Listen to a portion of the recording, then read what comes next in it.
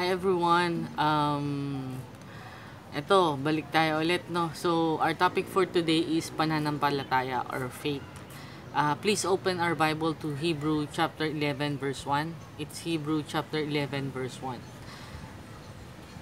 What is faith? It is the confident assurance that what we hope for is going to happen. It is the evidence of things we cannot see.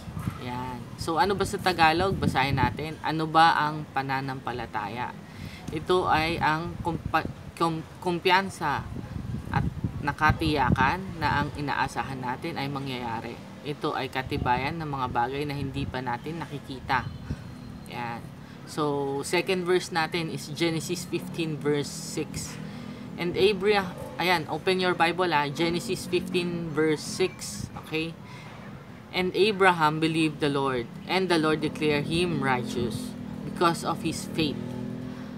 At naniniwala si Abraham sa Panginoon, at ipinahayag siyang matuwid ng Panginoon dahil sa kanyang pananampalataya. Okay? Yun yung second verse natin. Pero meron pa ring sunod, yung third verse natin, Judges 2 verse 10 to 11. Yan. Buksan po natin.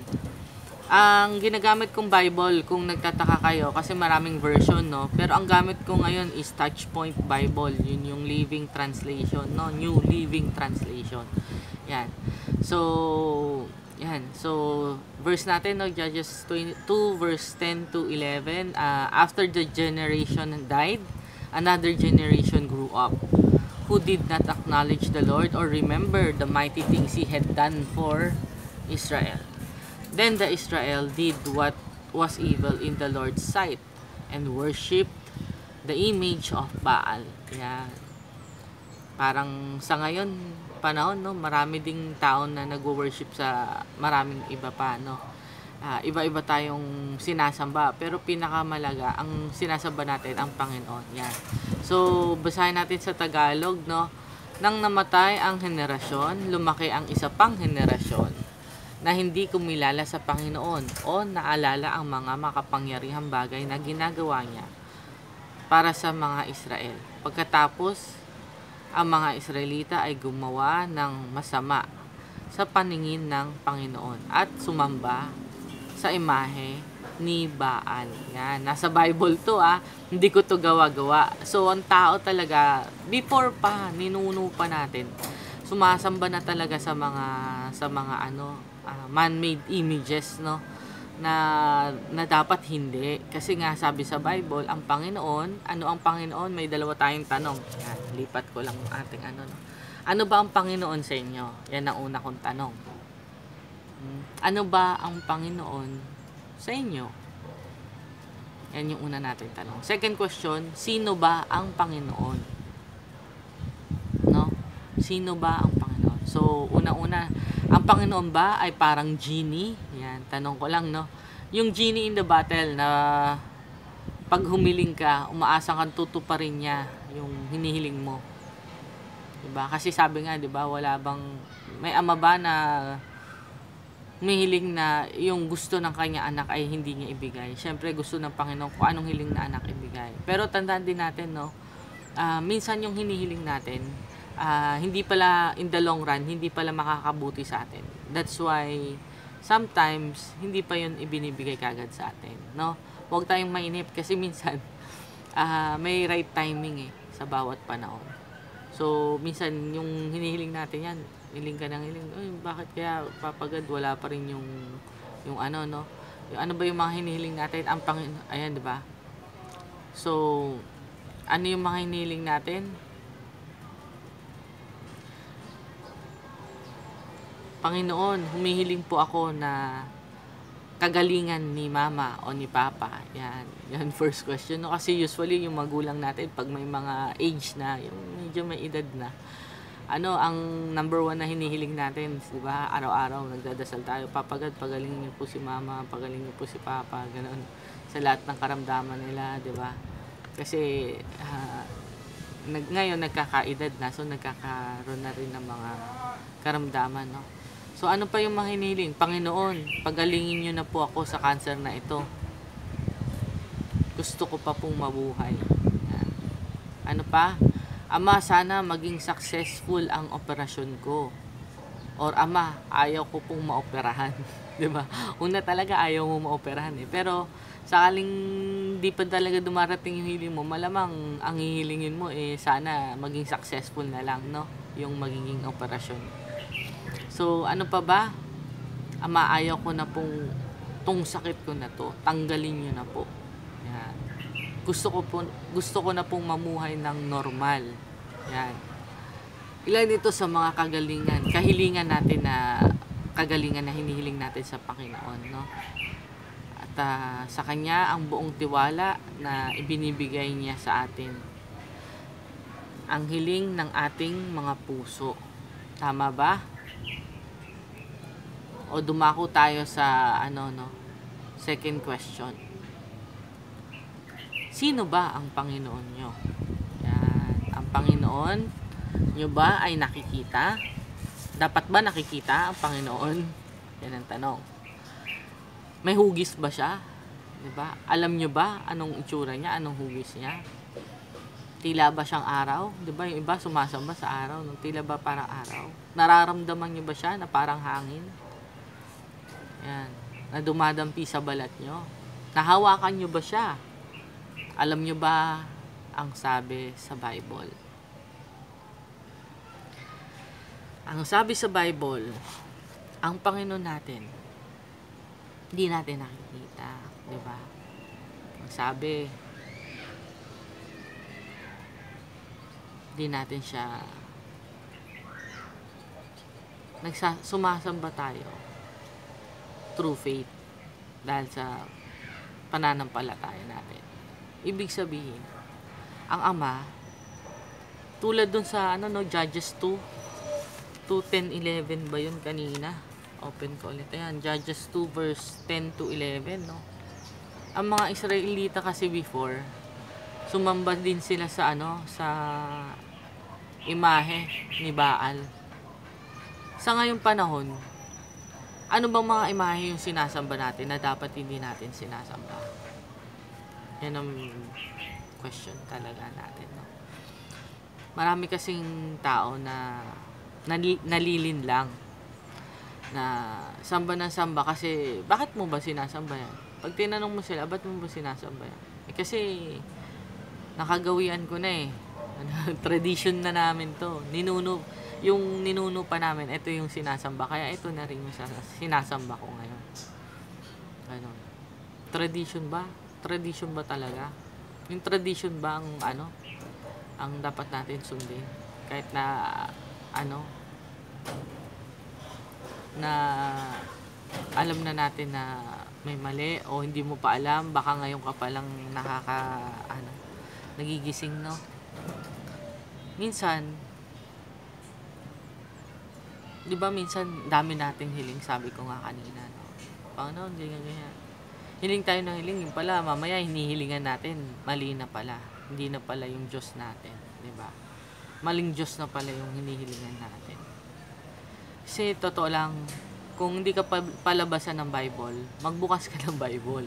Yun ang number 1. Tignan mo lang, iisip mo, makasalanan ka, marami kang maling nagawa sa buhay mo, na parang papasok pa lang sa simbahan, parang feeling mo, ka na eh, naiirita ka na, parang, diba, hindi ka mapakali, ganyan. Pero kung sakaling sa ganung paraan, hindi mo malaman paano ka sasamba, di ba? Siguro pinakamaganda, mag-pray ka, magdasal ka.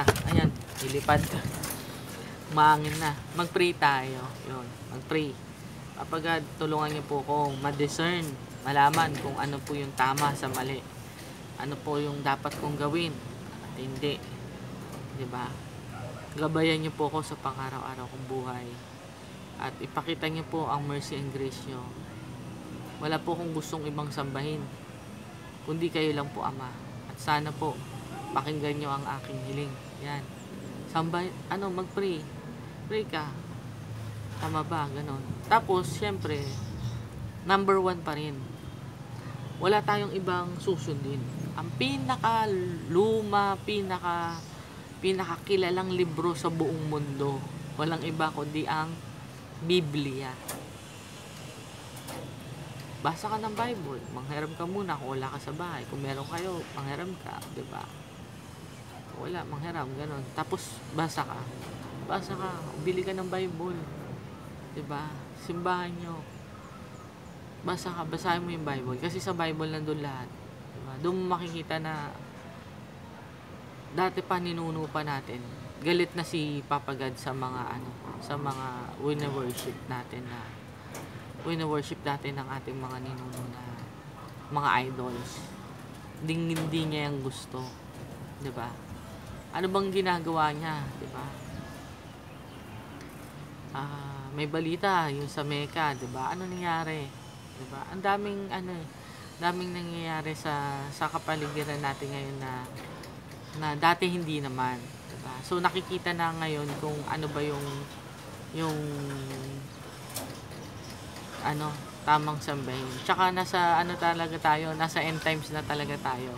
Kaya nga kaming mga nagtatry lumapit sa inyo, no?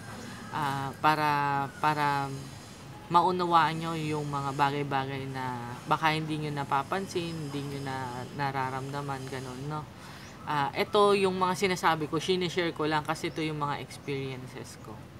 So, before, hindi din ako palabasan ng Bible. Ayoko magbasa ng Bible kasi alam ko yung mga ginagawa ko, hindi siya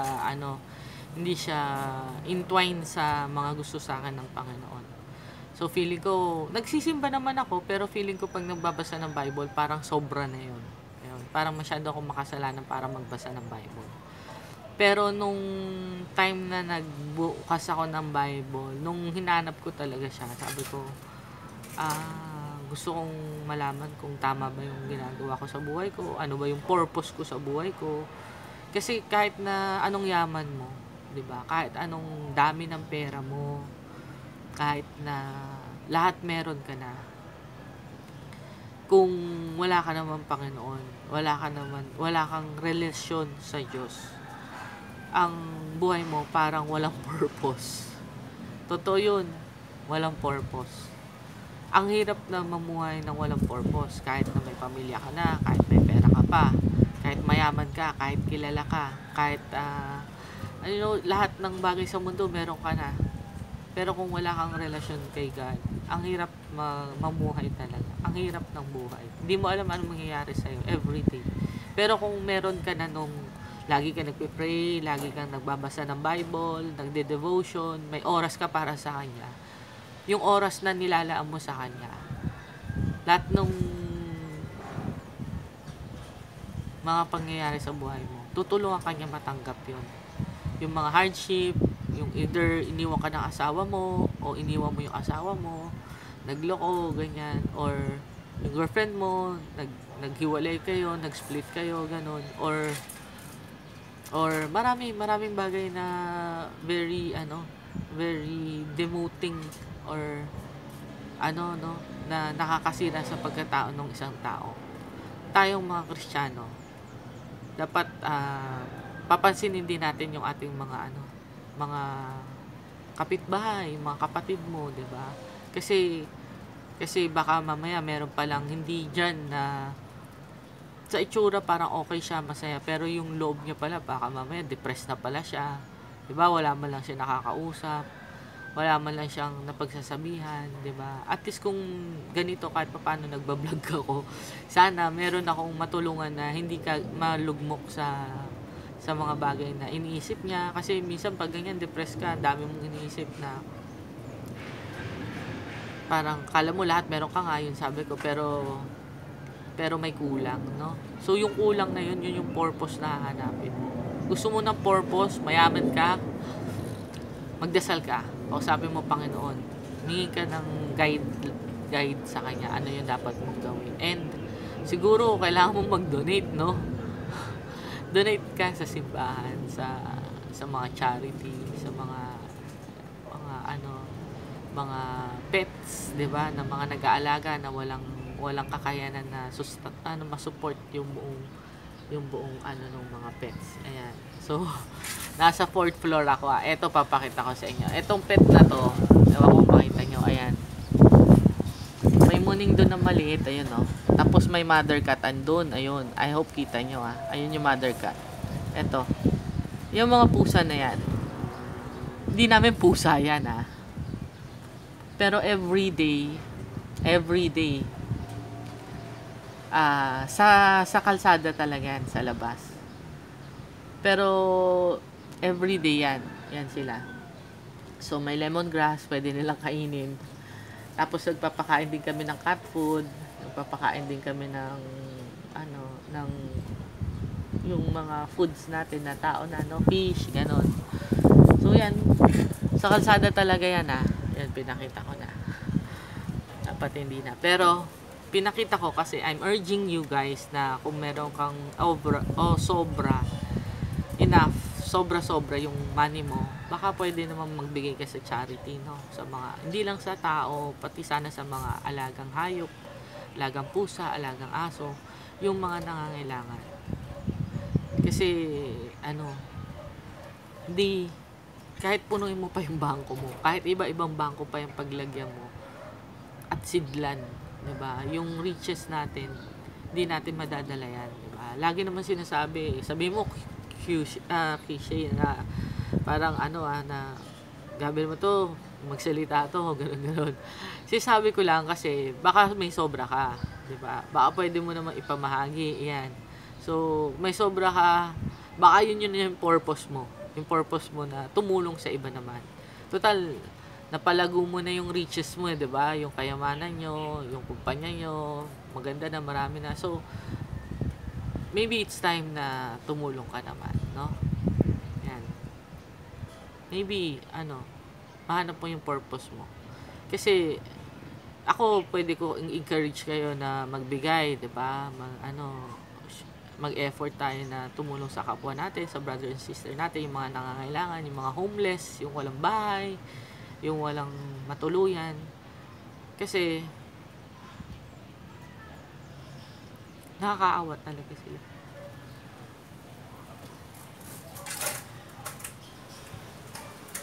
Ayoko maiyak, pero nakakaawa talaga sila. Kaya kung meron tayo, if we have the means, total, sobra ka naman, di ba?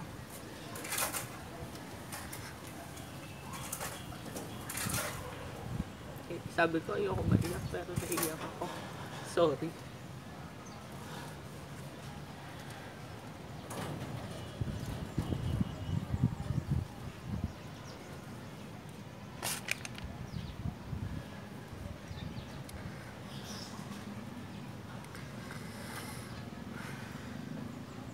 Kung sobra ka naman, yun lang.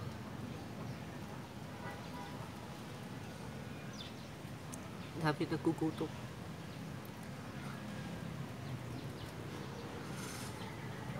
Dami na hirapan. Baka yung 1 kilong bigas mo, sobrang saya na nila.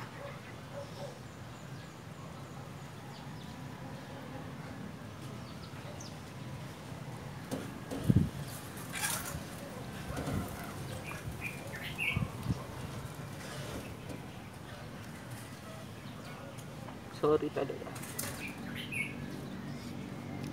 Masyado akong maawain eh. Sorry. Yun.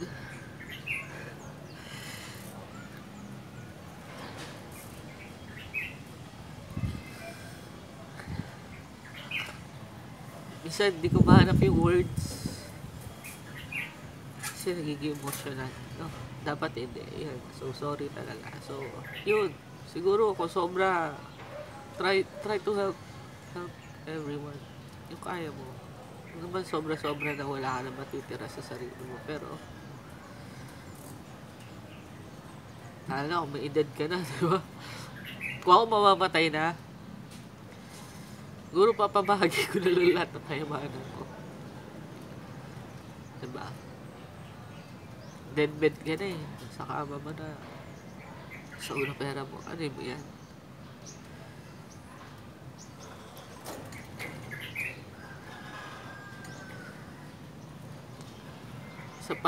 Sa mga umihiling. Minsan kasi umihiling tayo, di ba? Papagad, payamanin mo naman ako, pakitain mo ako, pag ganyan yan. Hindi sa din boom, nagkapera ka, sobrang dami, hindi mo maubos. Kaala mo hindi maubos, pero yun, kung regular kang empleyado, everyday, after office hours, no? After office hours, umiinom ka, kinabukasan, trabaho ulit. Then after office hours, inom ka na naman bago matulog, bago umuwi. Yun yung routine mo. Nagkapera ka. So yung everyday routine mo, magbabago yun. So imbis na every office hours, malamang hindi ka na magtatrabaho kasi sobrang dami mong pera, di ba? Then sa sobrang dami ng pera mo,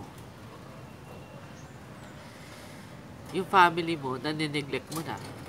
Di ba? Tapos instead na every office hours na lang uminom, pwede maging umaga na yung inom mo, hapon, either gabi, anytime na lalabas yung inom mo. Pwede ka pang mapunta sa club. 'Di ba? So, pwede ka rin matuto ng ng sugal pa, 'di ba? Mga bagay na dapat hindi. Pero malamang matututunan mo kasi sobra-sobra nga yung pera mo. Pero by doing that, ano ba mangyayari? Masira yung family mo. Aawatin ka na ng misis mo kasi nahalata niya na bababae ka at naubos yung pera sa bangko. Then darating yung time dahil para ka Santa Claus na halos lahat bigyan mo. Darating time na halos wala na rin matira sa'yo. Tapos yung health mo, yun ang pinaka-importante. Yung health mo pa. Isa pang very important talaga sa lahat, no? Kasi yung health, pwede ka magkasakit after mong gawin lahat ng mga gusto mo sa buhay, yung luho mo, di ba? Then, syempre, minsan pag nagkakapera, nakakalimutan natin si Papa God. Ayan. Nakakalimutan mo ang Diyos, ang Panginoon mo. Diba? Dapat pag binigyan kanya ng riches, ng kayamanan, di mo pa rin siya makakalimutan. Sasabay mo pa rin siya. Magdadasal ka pa rin araw-araw. Bibigay mo pa rin yung devotion mo sa kanya, tsaka yung relasyon nyo. Yung pag-uusap nyo, diba? Yung mga ganong bagay. Kasi yung pera, maubos yan. Darating, maubos. No? Pero yung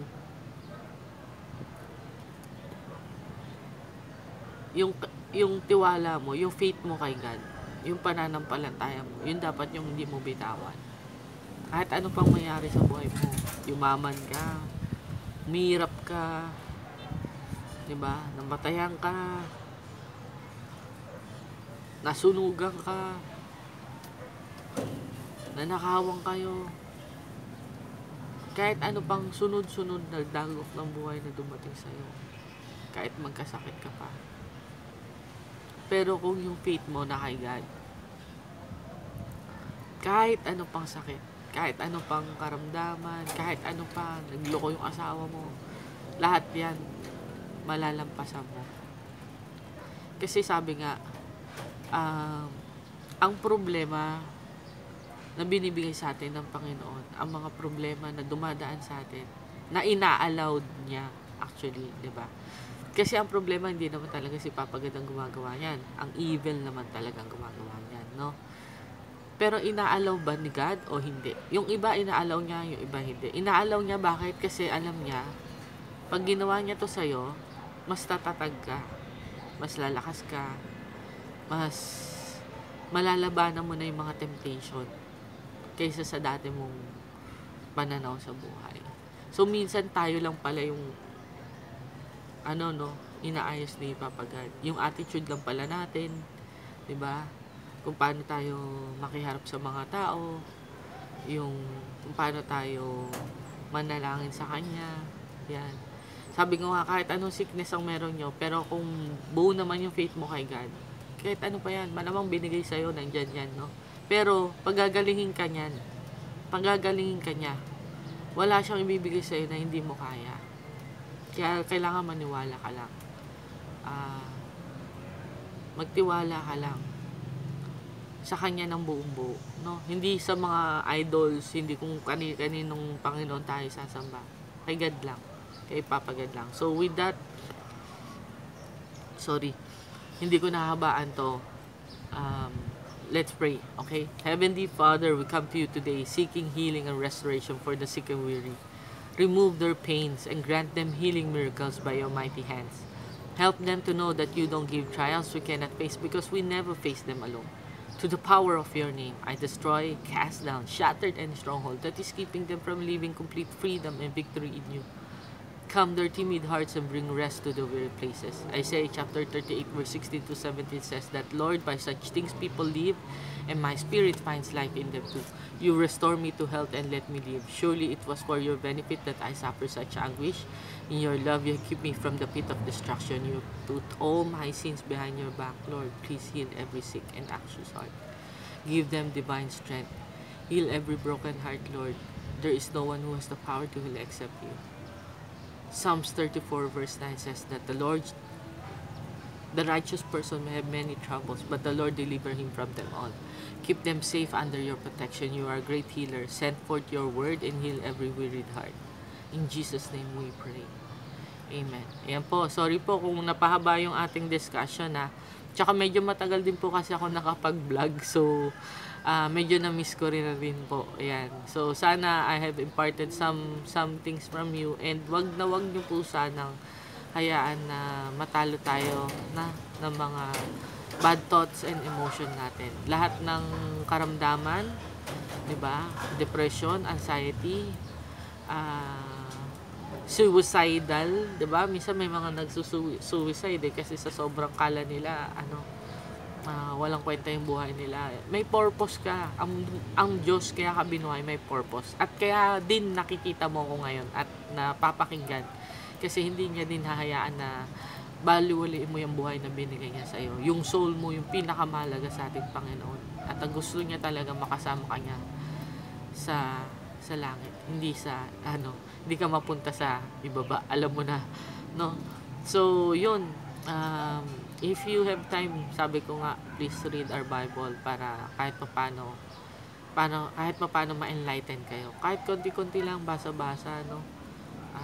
Makikita nyo doon na yung question nyo, kasi ang mom ko also before, iba din religion niya eh. So, nung marami siyang question, marami siyang tanong, so, nagbabasa siya ng Bible, doon nahanap niya yung mga sagot. And then finally, hindi na din siya nag-worship ng mga idols yan. So, sana naka-impart ako ng konting knowledge sa inyo and sana mamulat din tayo, no, sa mga bagay-bagay. Yan.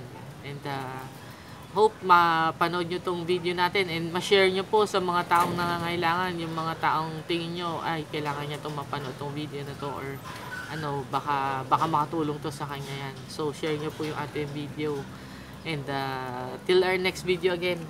Ciao!